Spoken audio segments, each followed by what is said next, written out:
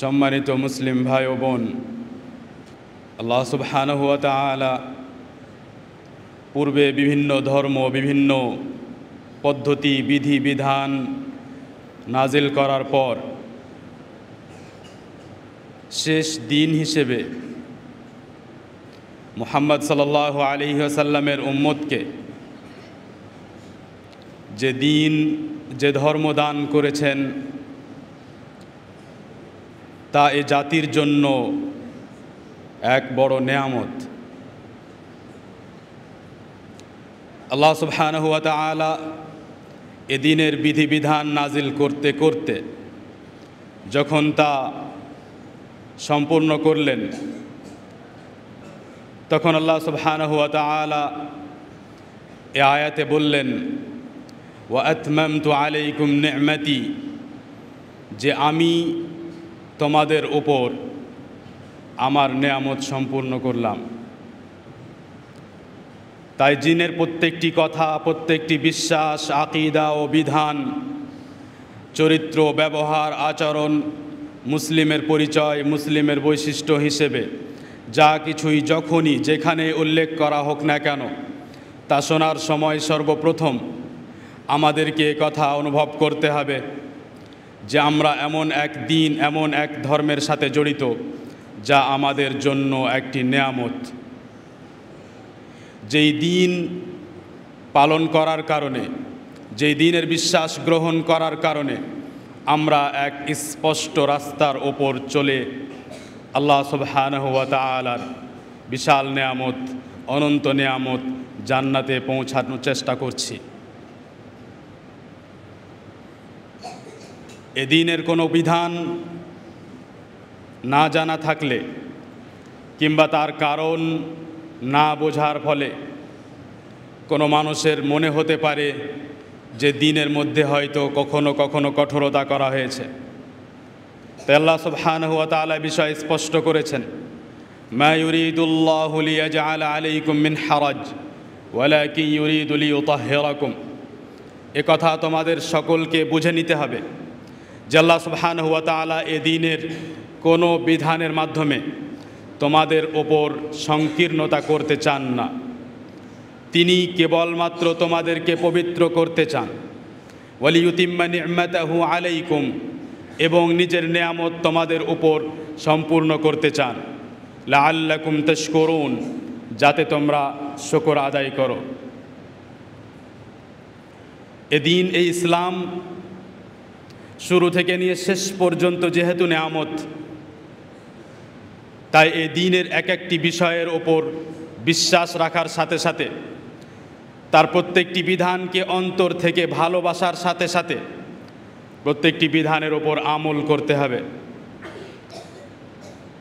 আল্লাহ সুবহানাহু ওয়া তাআলা যা আদেশ করেছেন তা মানতে হবে, সেই আদেশকে ভালোবাসতে হবে, সেই আদেশের সম্মান করতে হবে এবং সেই আদেশ পালন করতে হবে। আল্লাহ তাআলা যা নিষিদ্ধ করেছেন, হারাম করেছেন, তাকে ঘৃণা করতে হবে এবং তা থেকে বেঁচে থাকার, বিরত থাকার চেষ্টা করতে হবে। যখন একজন ব্যক্তি প্রকাশ্যে অপ্রকাশ্যে জীবনের প্রতি মুহূর্তে আল্লাহ সুবহানাহু ওয়া তাআলার আনুগত্য করে, আল্লাহ তাআলার আদেশ মেনে চলার চেষ্টা করে, নিষিদ্ধ সমস্ত কাজ থেকে নিজেকে দূরে রাখার চেষ্টা করে, আল্লাহ তাআলাকে ভালোবাসে এবং সরল পথ, যে সরল পথ আল্লাহ তাআলা আমাদেরকে দান করেছেন তার ওপর চলার চেষ্টা ও নিয়ত রাখে, তাকে বলা হয় ইস্তিকামাহ, তাকে বলা হয় সরলতা ও স্থিরতা। দ্বীনে ইসলামের প্রতি আমল করা শুধু এতটুকু যথেষ্ট নয় যে আমি কিছু বিষয় গ্রহণ করলাম, কিছু বিষয়ের ওপর আমল করলাম। যখন ভালো মানুষদের সাথে বসলাম তখন দ্বীনের কথা আলোচনা করলাম, যখন ভালো মানুষদের পাশে বসলাম তখন হালাল ও হারাম নিয়ে আলোচনা করলাম, আর যখন অন্যান্য ব্যক্তিদের কাছে বসলাম তখন তাদের মতো আলোচনা করলাম, তাদের মতো কথা বললাম। আমি কোনো সময় যদি নেক ও ভালো কাজ করি, আবার ইচ্ছাকৃত অন্য সময় সুযোগ পেলেই হারামের সাথে জড়িয়ে যাই, তাহলে এটি ইস্তিকামাহ, সরলতা ও স্থিরতা হলো না। ইস্তিকামাহ, সরলতা ও স্থিরতা হলো যে আল্লাহ সুবহানাহু ওয়া তাআলার সমস্ত আদেশ ও সমস্ত নিষেধ মেনে চলার সবসময় দৃঢ় সংকল্প রাখতে হবে। হ্যাঁ, অবশ্যই এ দৃঢ় সংকল্প থাকা সত্ত্বেও মানুষের দ্বারাই ভুল হয়ে যেতে পারে, কিন্তু তাকে আবার পুনরায় সেই সরল পথের দিকে ফিরে আসতে হবে। আজ মুসলিম জাতির অবস্থা দেখলে মনে কষ্ট হয় যে মুসলিম জাতি একই দিন পালন করার পরেও, একই রবকে বিশ্বাস করার পরেও, একই নবীকে রসুল ও নবী হিসেবে মানার পরেও তাদের মধ্যে এত ধরনের দল, তাদের মধ্যে এত বিভেদ ও বিচ্ছেদ দেখতে পাওয়া যায়। যদি এই পুরো মুসলিম জাতি যদি সে সরল পথের দিকে ফিরে আসে, যদি সেই ইস্তেকামাত ও সরলতার দিকে ফিরে আসে, তাহলে এটি হবে তাদের ঐক্যের কারণ। এবং এর মাধ্যমে যখন তারা সবাই সরল পথের দিকে ফিরে আসবে, তারা নিজের সমস্ত শত্রুকে দমন করতে পারবে, পরাজিত করতে পারবে। তাই আল্লাহ সুবহানাহু ওয়া তাআলা নবী মুহাম্মদ সাল্লাল্লাহু আলাইহি ওয়াসাল্লাম এবং তার সাথে যারা ঈমান আনয়ন করেছিল তাদের সকলকে আদেশ করেন সরলতার পথ এবং সরল পথ অবলম্বন করার আদেশ করেন। মহান আল্লাহ তাআলা বলেন, ফাস্তাকিম কামা উমিরতা ওয়া মান তাবা মাআকা ওয়া লা তাতগাও ইন্নাহু বিমা তা'মালুনা বাসীর। হে নবী সাল্লাল্লাহু আলাইহি ওয়াসাল্লাম, আপনি ও আপনার সাথে যারা তাওবা করেছে, আপনি ও আপনার সাথে যারা আল্লাহ তাআলার দিকে ফিরে এসেছে, প্রত্যাবর্তন করেছে, সবাই সরল পথের ওপর অবিচল থাকুন। এবং এই সরল পথের যে এরিয়া নির্ধারণ করা হয়েছে, যে সীমা দেওয়া হয়েছে, তা কখনো লঙ্ঘন করবেন না, তা কখনো পার করবেন না। মহান আল্লাহ তাআলা আপনাদের সমস্ত কাজ এবং সমস্ত কথা সম্পর্কে অবগত। যা করো আল্লাহ সুবহানাহু ওয়া তাআলা সব জানেন, এবং যা করো আল্লাহ সুবহানাহু ওয়া তাআলা সব দেখেন। ওয়ালা তারকানু ইলাল্লাযীনা যালামু ফাতামাসসাকুমুন নার ওয়া মা লাকুম মিন দুনিল্লাহি মিন আউলিয়া সুম্মা লা তুনসারুন। এবং কখনো কোনো মুহূর্তে জালেমদের সাথে থাকবে না, কোনো মুহূর্তে জালেমদের দিকে যাবে না, কোনো মুহূর্তে জালেমদের সহযোগিতা নিবে না, আর জালেমদের সহযোগিতাও করবে না, কখনো তাদের সমর্থন করবে না। যদি তোমরা জালেমদের সাথে থাকো, যদি তোমরা জালেমদের সমর্থন করো, তাহলে তোমাদেরকে আগুন স্পর্শ করবে এবং তোমরা কিয়ামতে আল্লাহ সুবহানাহু ওয়া তাআলা ছাড়া অন্য কাউকে সহযোগী হিসেবে পাবে না। ওয়া আকিমিস সালাতা তারাফাইন নাহারি ওয়া যুলাফাম মিনাল লাইল ইন্নাল হাসানাতি ইউযহিবনাস সাইয়্যাত যালিকা যিকরা লিয-যাকিরিন। হে নবী সাল্লাল্লাহু আলাইহি ওয়াসাল্লাম, সালাত কায়েম করুন, পূর্ণাঙ্গ রূপে সালাত আদায় করুন, তার শর্তের সাথে, তার ওয়াজিবের সাথে, তার মুস্তাহাব্বের সাথে পূর্ণাঙ্গ রূপে সালাত আদায় করুন, সকালবেলা, বিকেলবেলা ও রাত্রের কিছু অংশে। এবং এ কথা তোমরা সবাই ভালোভাবে বুঝে নাও যে নেকি কাজ করলে, সৎ কর্ম করলে গুনাহের বিষয় পাপ মোচন হয়ে যায়। এবং এভাবে স্মরণকারীদেরকে উপদেশ দান করা হয়েছে, ওয়াসবির ফাইন্নাল্লাহা লা ইউযিউ আজরাল মুহসিনিন। এবং হে নবী সাল্লাল্লাহু আলাইহি ওয়াসাল্লাম, ধৈর্য ধারণ করুন। আল্লাহ সুবহানাহু ওয়া তাআলা নেক আমলকারীদের নেকি নষ্ট করেন না। যারা ঠিকভাবে আমল করে, সৎ কাজ করে, তাদের নেকি আজর ও সওয়াব নষ্ট করেন না। আয়াতগুলোর প্রথমে আল্লাহ সুবহানাহু ওয়া তাআলা সরল পথ অবলম্বন করার আদেশ দেওয়ার পরে যখন আল্লাহ সুবহানাহু ওয়া তাআলা পরের আদেশগুলো দেন যে সালাত কায়েম করো, জালেমদের থেকে দূরে থাকো এবং ধৈর্য ধারণ করো, প্রত্যেক মুহূর্তে ধৈর্য ধারণ করো, ইবাদত করার বিষয়ে, গুনাহ থেকে বাঁচার বিষয়ে, আল্লাহ সুবহানাহু ওয়া তাআলার কষ্টদায়ক ভাগ্যের বিষয়ে বোঝা যায়, যেন ইঙ্গিত পাওয়া যায় যে সরল পথ হলো এবং সরলতা ও স্থিরতা হলো, সরল পথের ওপর টিকে থাকার অর্থ হলো যে আমাদেরকে সব কাজ করতে হবে। এই আয়াতগুলোর পূর্বে আল্লাহ সুবহানাহু ওয়া তাআলা মুসা আলাইহিস সালাতু ওয়াস সালামকে যে কিতাব দান করেছিলেন এবং সেই কিতাবে যে তারা মতভেদ করেছিল তা উল্লেখ করেছেন। সেইখান থেকে যেন ইঙ্গিত পাওয়া যায় যে যখন মানুষ মতভেদ করে, যখন জাতি মতভেদে জড়িয়ে যায়, তখন তারা সরল পথ থেকে দূরে সরে যায়, তারা দুর্বল হয়ে যায়। তাই ইবনে কাসির রাহিমাহুল্লাহ বলেন যে ইস্তিকামাত যালিকা মিন আকবারিল আউনি আলা নসরি আলা আ'দাইল্লাহ। ইস্তিকামাত এবং সরল পথের উপর, পুরো জাতির সরল পথের উপর টিকে থাকা এদের শত্রুদেরকে পরাজিত করার বিষয়ে সহযোগিতা পাওয়ার কারণ, একটি বড় কারণ। যদি আমরা চাই যে আমাদের শত্রুদেরকে আমরা পরাজিত করব, তাহলে সকলকে সরল পথের দিকে ফিরে আসতে হবে। এই সরল পথ শুরু হয় কোথা থেকে? সরল পথ আসতে হলে এবং সরলতার দিকে আসতে হলে করতে হবে কি? সরলতার দিকে আসতে হলে বিশ্বাস যেন সঠিক হয়, আকীদা যেন সঠিক হয়, আমার বিধি ও বিধান বোঝার পদ্ধতি যেন সঠিক হয়, ইবাদতে যেন বিদআত ও শিরক না পাওয়া যায় এবং কোনো এমন গুনাহের কাজ যেন না করা যায় যার কারণে মানুষ সরল পথ থেকে দূরে সরে যায়, এবং গুনাহ হলে যেন সাথে সাথে তওবা করা হয় এবং আবার সরল পথের দিকে ফিরে আসা হয়। ইবনে তাইমিয়া রাহিমাহুল্লাহ ইস্তেকামাতের বিষয়ে আলোচনা করেন এবং বিভিন্ন জায়গায় আহলুল কালামের কথা উল্লেখ করেন, সুফিদের কথা উল্লেখ করেন এবং যারা ফিকহের বিষয়ে এমন মতামত সৃষ্টি করেছে, এমন মতামত তৈরি করেছে যা আসলে কোরআন ও হাদিস থেকে স্পষ্টভাবে প্রমাণ হয় না, যার সঠিক প্রমাণ কোরআন ও হাদিসে পাওয়া যায় না। যেমন সুফিরা বিদআত তৈরি করেছে ইবাদতে, এসব কিছুকেই তিনি বলেন যে ইস্তিকামাতের সাথে যায় না, এসব কিছু ইস্তিকামাতের বিরোধী। তাহলে যদি আমরা চাই যে আমরা শত্রুদেরকে পরাজিত করব, তাহলে ইস্তিকামাত ও সরলতার দিকে ফিরে আসতে হবে। এবং ইস্তিকামাত শুধু মুখে দাবি করার মানে নয়, সরল পথ অবলম্বন করা শুধু মুখে দাবি করার মানে নয়। আমি যদি দাবি করি যে আমি সরল পথ অবলম্বন করি, কিন্তু দেখা যায় আমি এখন পর্যন্ত ইসলামের সঠিক আকীদা, আল্লাহ ও রাসূল সাল্লাল্লাহু আলাইহি ওয়াসাল্লাম সম্পর্কে, সাহাবায়ে কেরাম সম্পর্কে, তাকদীর ও ভাগ্য সম্পর্কে সঠিক আকীদা অর্জন করার ও শেখার এখনও চেষ্টা করিনি, তাহলে আমি আসলে সরল পথ অবলম্বন করার দিকে এখনো যাইনি। সরল পথ অবলম্বন করা অত্যন্ত গুরুত্বপূর্ণ। এই সরলতা শুরু হয় হৃদয় থেকে। ইবনে রাজাব রাহিমাহুল্লাহ বলেন যে হৃদয় বাকি অন্যান্য অঙ্গ প্রত্যঙ্গের জন্য শাসক ও রাজা ও বাদশার মতো। যদি হৃদয় সরল হয়ে যায়, যদি হৃদয়ের মধ্যে সরলতা আসে, তাহলে বাকি অন্যান্য অঙ্গ প্রত্যঙ্গ সরল হয়ে যাবে, সরল পথে চলে আসবে, তাদের দ্বারাই ভুল কাজ হবে না। ইবনুল কাইয়্যিম রাহিমাহুল্লাহ বলেন যদি কোনো মানুষ চায় যে তার হৃদয় সরলতার দিকে আসুক, যদি সে নিজের হৃদয়ের ইস্তেকামাত ও সরলতা কামনা করে, তাহলে তাকে আদেশ ও নিষেধের সম্মান করতে হবে।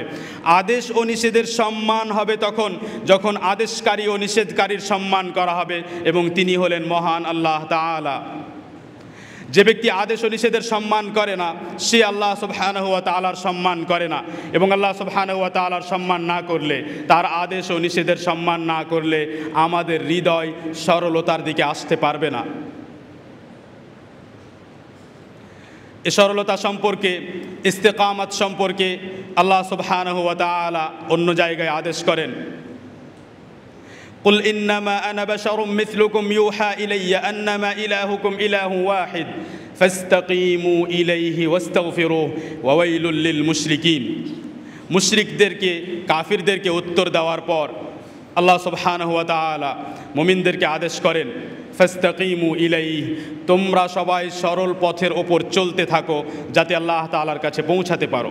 তোমরা সবাই আল্লাহ সুবহানাহু ওয়া তাআলার সরল পথের ওপর অবিচল থাকো এবং তার কাছে ক্ষমা প্রার্থনা করো। কেন ক্ষমা প্রার্থনা করতে হবে? কারণ সরল পথে চলতে গিয়ে মানুষের দ্বারায় অলসতা হতে পারে, কখনো তার দ্বারাই ভুল হতে পারে, তাই তাকে আল্লাহ তাআলার কাছে ক্ষমা চাইতে হবে সেই অলসতা ও শিথিলতার কারণে।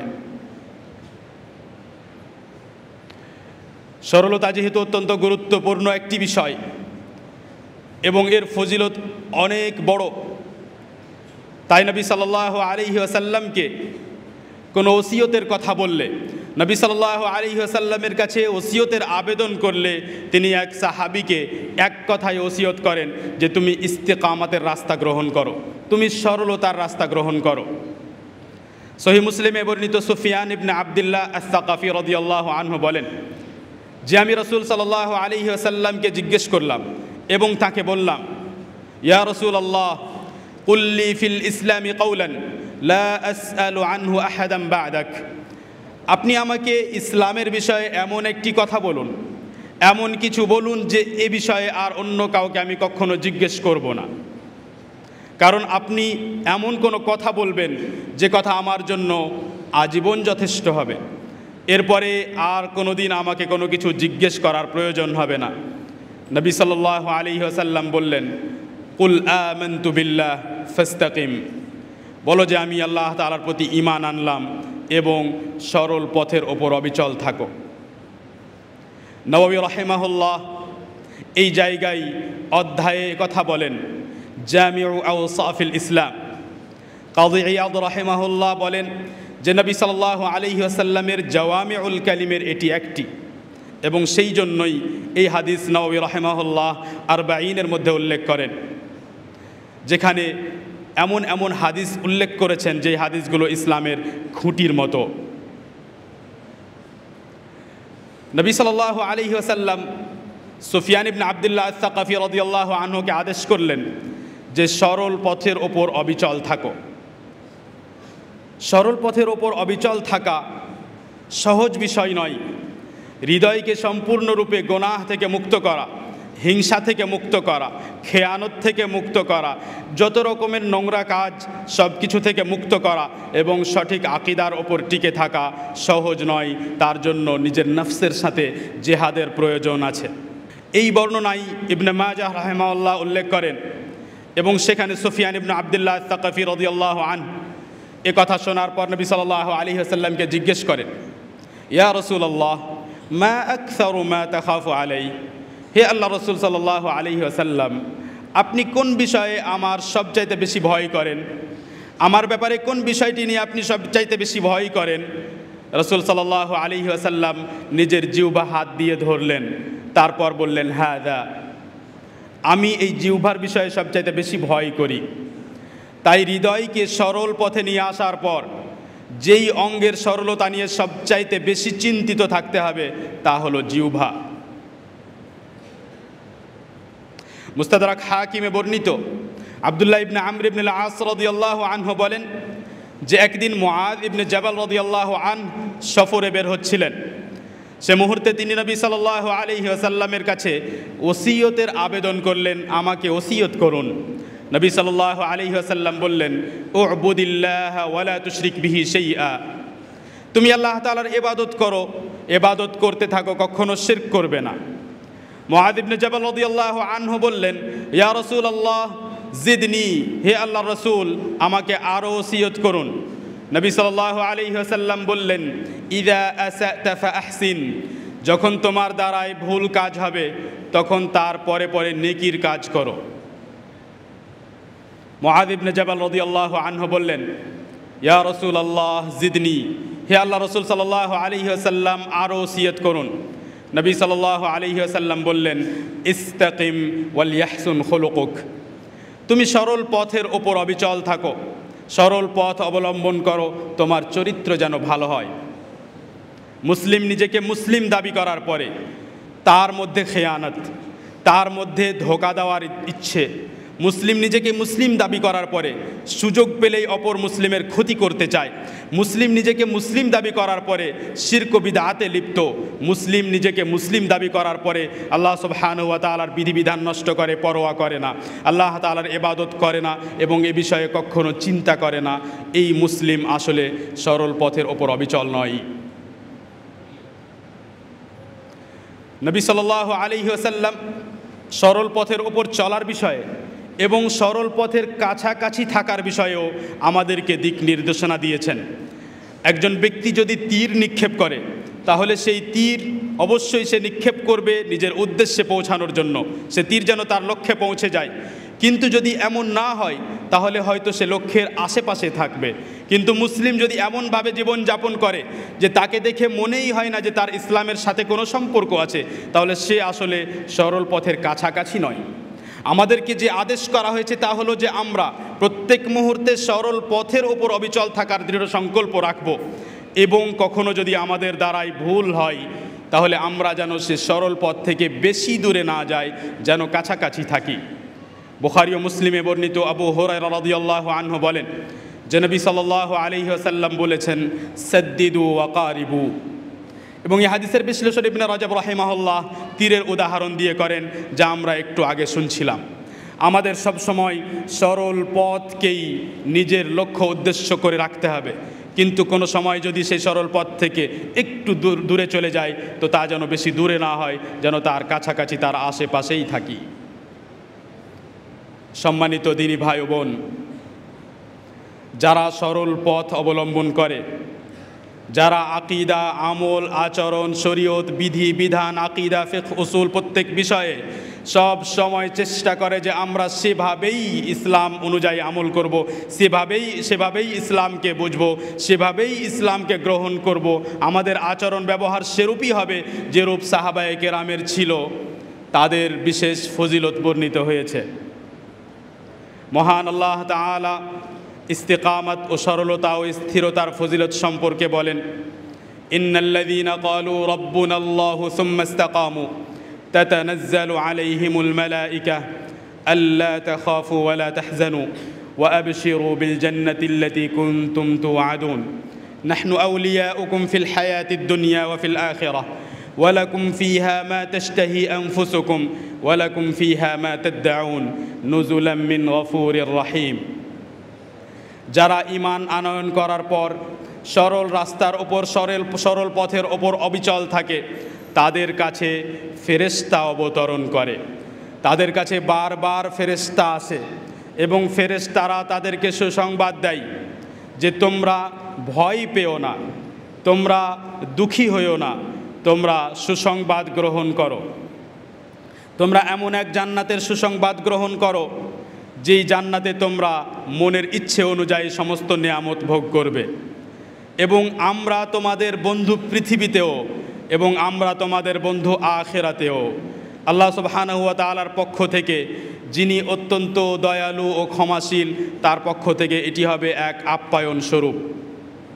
ফেরেশতারা কোন কোন সময় মুমিন ব্যক্তিকে সুসংবাদ দেবে, এ বিষয়ে সহিহ মুসলিমে আবু হুরায়রা রাদিয়াল্লাহু আনহু বর্ণনা করেন, এবং এই হাদিস মুসনাদে আহমদে এবং ইবনে মাজায় বর্ণিত হয়েছে, যার শব্দ হলো এভাবে যে নবী সাল্লাল্লাহু আলাইহি ওয়াসাল্লাম বলেছেন, ইন্নাল মাইয়িতা তাহদুরুহুল মালাইকা, মুমূর্ষ ব্যক্তির কাছে ফেরেশতা উপস্থিত হয়।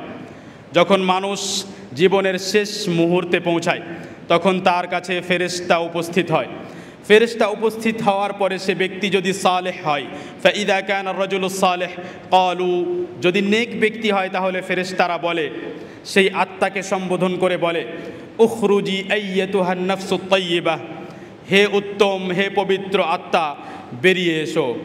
কানাত ফিল জাসাদিত তাইয়্যিব, যে আত্মা পবিত্র উত্তম এক শরীরের মধ্যে ছিল। উখরুজি হামিদা, প্রশংসিত হয়ে বেরিয়ে এসো। ওয়া আবশিরি বিরাউহিন ওয়া রাইহান ওয়া রাব্বিন গায়রি গাদবান, এবং সুসংবাদ গ্রহণ করো প্রশান্তি ও উপভোগের, যে তোমাদেরকে প্রশান্তি দান করা হবে, খুশি দান করা হবে, সুখ দান করা হবে, তার সুসংবাদ গ্রহণ করো, এবং এমন রবের কাছে চলো যিনি অসন্তুষ্ট নন, যিনি রাগান্বিত নন।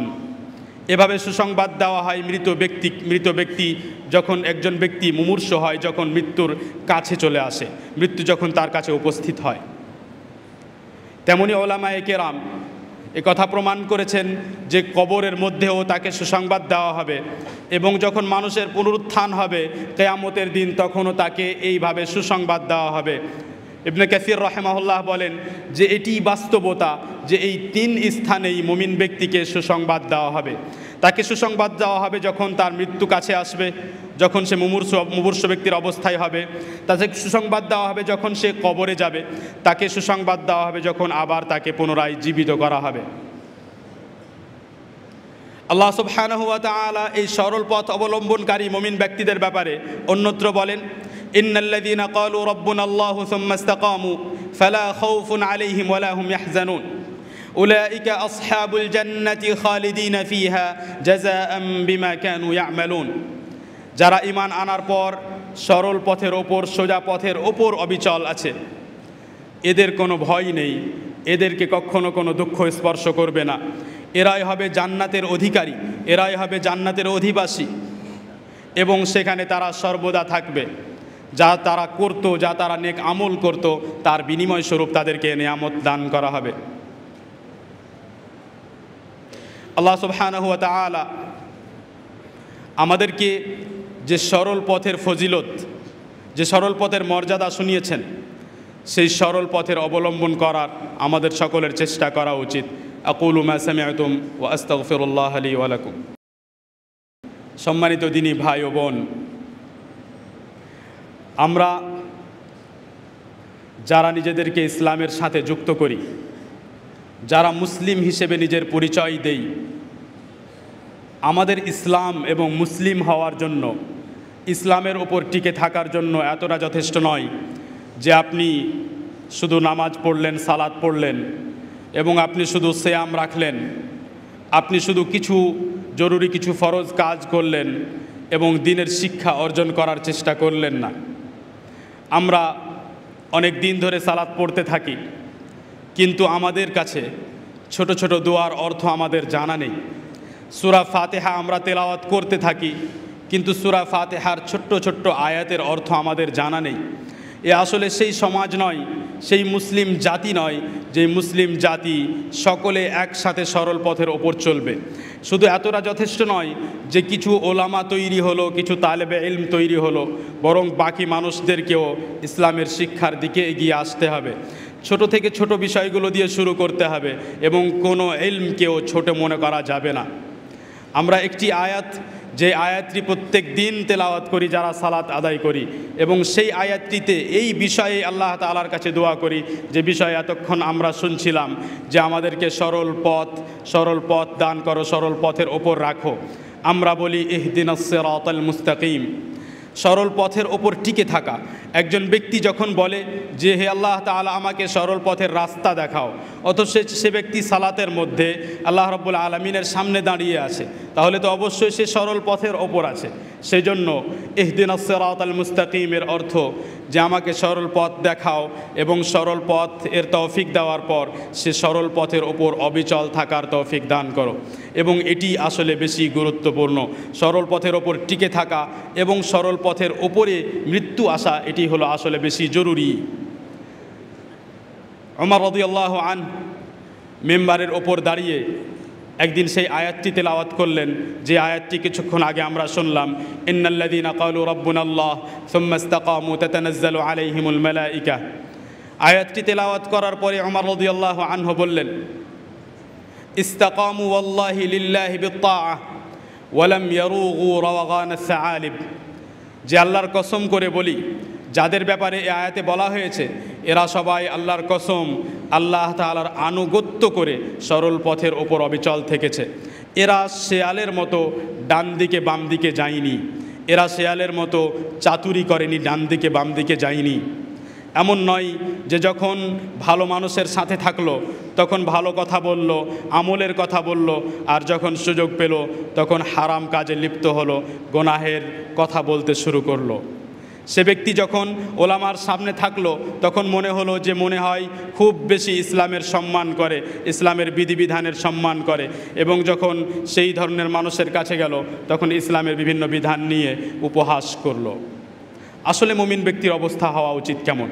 মুমিন ব্যক্তির অবস্থা হবে সে সব সময় আল্লাহ সুবহানাহু ওয়া তাআলার ইবাদত করতে থাকবে, নেক আমলের সাথে যুক্ত থাকবে এবং ভয়ে ভীত হবে।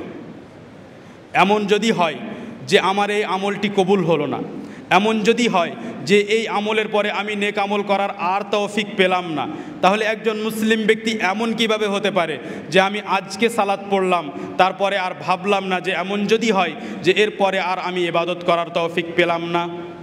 মহান আল্লাহ তাআলা সাহাবায়ে কেরামের গুণ বর্ণনা করেছেন, তাদের প্রশংসা করেছেন এবং প্রশংসা করে বলেছেন যে তারা এমন, যে তারা নেক আমল করতে থাকে, বিভিন্ন নেকির কাজ করে এবং নেকির কাজ করার সাথে সাথে ভয়ে ভীত হয়। আল্লাহ তাআলা বলেন, ইন্নাল্লাযীনা হুম মিন খাশিয়াতি রাব্বিহিম মুশফিকুন। যারা আল্লাহ সুবহানাহু ওয়া তাআলাকে ভয় করে, ভয়ে ভীত হয়ে থাকে। ওয়াল্লাযীনা হুম বিআয়াতি রাব্বিহিম ইউমিনুন।